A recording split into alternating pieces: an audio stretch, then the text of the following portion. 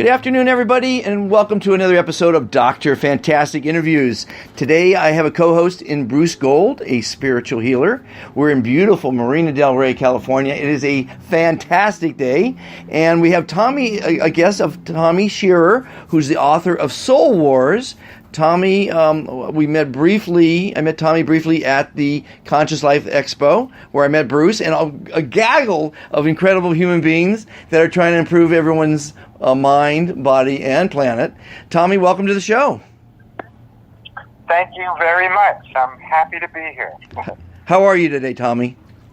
I'm good. I'm very good. Okay, Tommy, we're going to have to work on that. That's a four-letter word in my vocabulary, and I'm going to encourage you to be fantastic from now on. But we'll talk about that another time. Tell us about Soul Wars. Well, Soul Wars is a science fiction book that I wrote, and I think it's a very good story, and it's about an archaeology father and daughter who come across a library with the mysteries of the universe in this library, and it basically gets into the spirit and how the spirit is really the unlocks the mystery of this universe. It's very exciting, and there's a love story, and there's laser beams and battles. It's really an exciting book. Well, I like the premise. I understand we've discovered a library years ago that I think it's a full library of these foreign texts, foreign language that only one person on the planet is able to decipher, and I think they're not even through the first book, and God only knows what kind of information is in that library. Was that any inspiration in your writing of that? No, I don't know about that library. Yeah, there's some. No, I was just inspired by my own experience with myself as a spiritual being, and that's probably what prompted the story. So, Tommy, tell us about your spiritualness. I mean, how are you a spiritual being?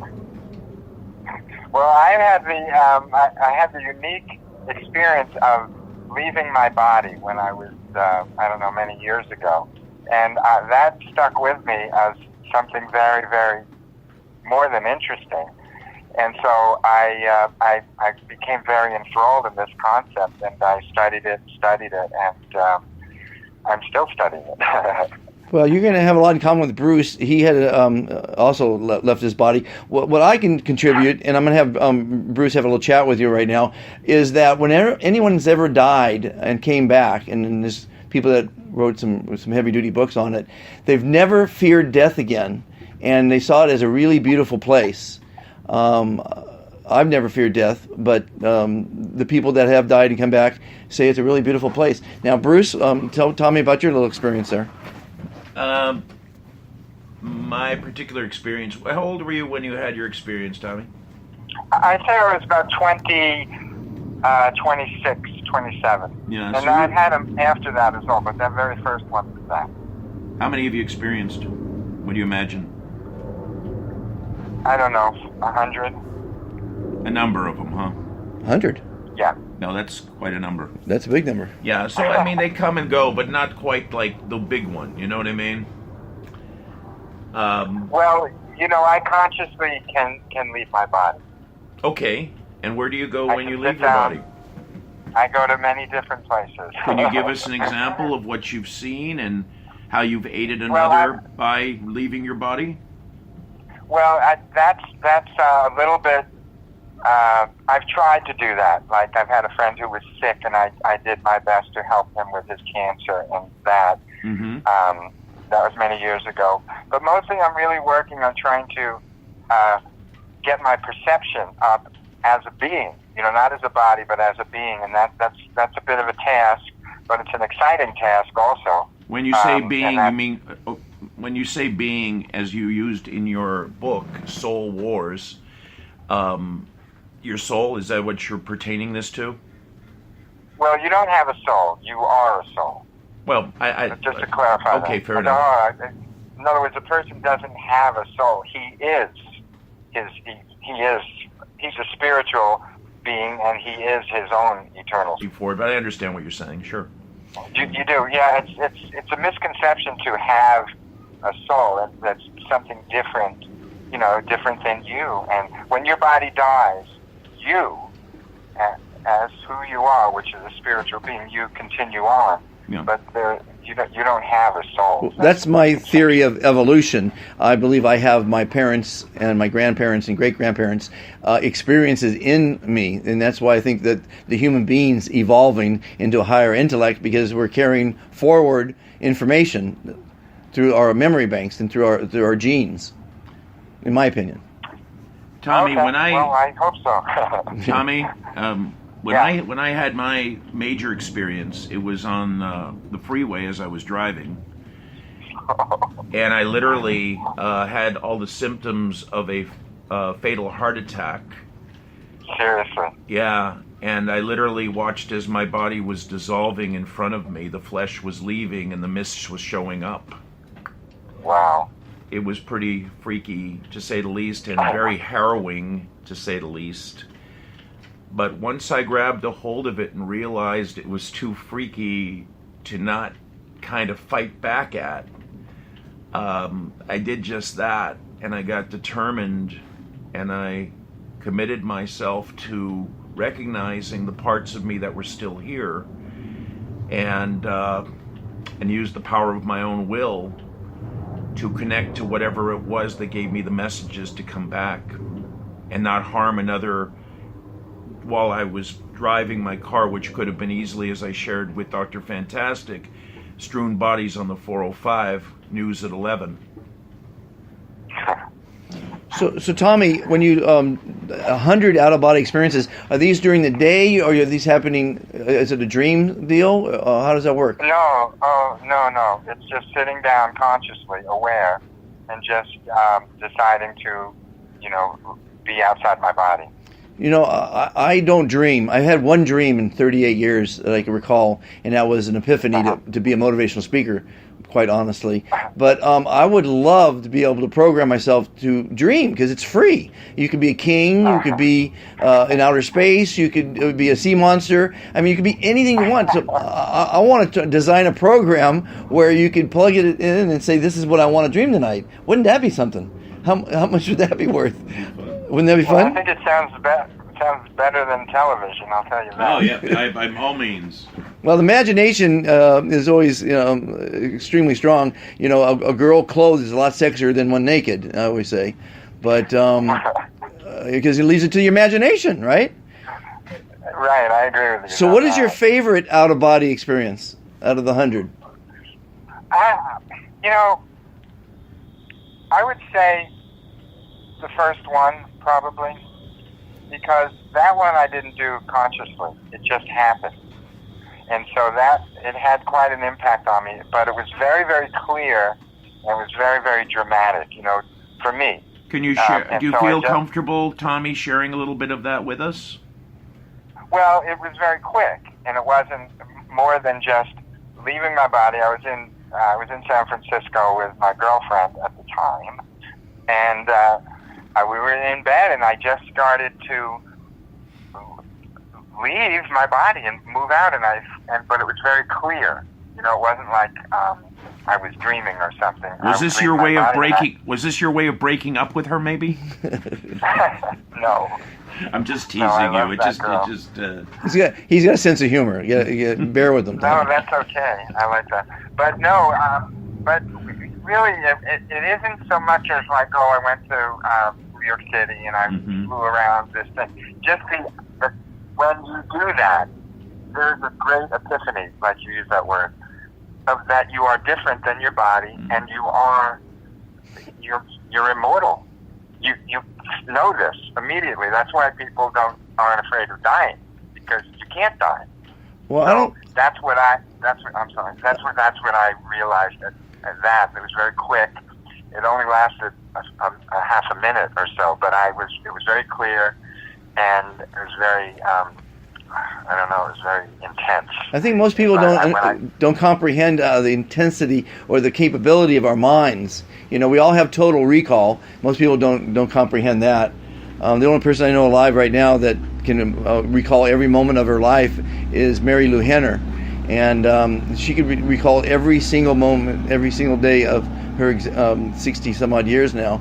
it's just pretty amazing. A friend of mine, Ronald Reagan, also had total recall, and then of course he had zero recall. But it all happens. I wish I had partial recall, to be honest with you. But the mind is so powerful, and they say when we die, every single moment that we were alive reels out, unwinds, so to speak, like the banks empty out, and in that 1 millisecond, all those experiences are recreated. That's what I'm told. And again, anyone. One of the things I'd like to share with both you and the audience is going back to when we say about the soul, about the soul never dies and we move on and move forward. What I did recognize in my harrowing, hopefully never to be Mr. Toad's Wild Ride thing again, is that there was a blissfulness that appeared. Something I can't put into words. More of it was more of a feeling and a sense of lightness and beautiful, a sense of beauty that didn't exist on this planet. Wow, that's cool. My thing was I was just going to miss so many of the people and didn't feel that I was complete with my journey. And I fought hard to come back and found that way to do so. Well, that was well done. Thank you. So you. I have a similar thing when I had it's more for me. It was more of an understanding of who I was and what kind of was going on. Because prior to that, I just thought I was, my body. I thought I was Tommy Scherer, this great athlete and blah, blah, blah, and, that was it. But then when that happened, I had a greater understanding of what was going on and who I was, and this is, it did change my life, for sure. Do you have an out-of-body book in the plans? A what? An out-of-body book planned? Another second book? No, I don't. I have another Soul Wars book, because this one ended. It didn't really end. It's going to continue. So, no, I don't have that. I have an autobiography that describes that, but Okay. I haven't really released that book. Well, that's sort of falls in line, with the experiences. Tommy, where'd you grow up, and what was your background as far as your first connection that you recall to spirituality? Well, I grew up on Long Island, Syosset. I was born in 1951. I was an athlete. That's what I did. I was all-county basketball player, the greatest Little League player that ever lived, and I just played sports. But then, I think it was 1969, I met somebody who intrigued me, and I wasn't a very stable person. I wasn't stable. I was kind of introverted. Baseball, I was pitcher and a center fielder. Wow, cool. Who were your inspirations? Well, Pete Maravich in basketball. Yeah, I'm an all-county basketball player in high school. I love Pete Maravich. I did all these fancy moves and stuff, trying to get the crowd to go ooh and ah. And in baseball, Mickey Mantle. I love Mickey Mantle. Wow, how can you not love the Mick? No matter what his life turned into, he was still such an inspiration to so many. Yeah. But I was blessed to be able to watch Pete Maravich play. It was amazing. Yeah, he was good. He put on a show before each game. Oh yeah, I saw him when he was at LSU and he played UCLA at Pauley Pavilion. Really? Yeah, it was incredible. Well, he was somebody who I tried to emulate, and I did. Cool. Well, Tommy, we want to thank you for taking the time out. And where can someone buy Soul Wars? Or do you have any signings coming up, or what? At my website, soulwarsbook.com. Very good. SOUL Wars, WARS book.com. Well, I look forward to the movie coming out. And what's that? I look forward to the movie coming out. It sounds like a great movie. Maybe there may be a series coming out on like Netflix or something like that. That would be wonderful. And I appreciate you guys. I appreciate you guys like being so positive and, you know, just trying to make things better. I mean, really, that's all. That's a great thing to do. I appreciate it. That's what it's about. I'm coming out with the Be Fantastic movement's coming out with a app, and it's just about creating an environment of positive people. And Tommy, Sure. I do encourage you to look at some of my videos and never say the word good again. It's fantastic. You get asked every day how you are, every single day, Tommy, and you'll be asked it for the rest of your life. Watch what happens when you start saying you're fantastic. Watch how your life will change. Fantastic. Watch how others' lives will change. It is the most magical word because it makes you smile every time. Okay. Be Fantastic. Be fantastic, Tommy. Okay. Thanks you everybody so for much. listening. Everybody be fantastic. Take Bye-bye. care, Tommy. Be Bye. well. Bye-bye, Bruce.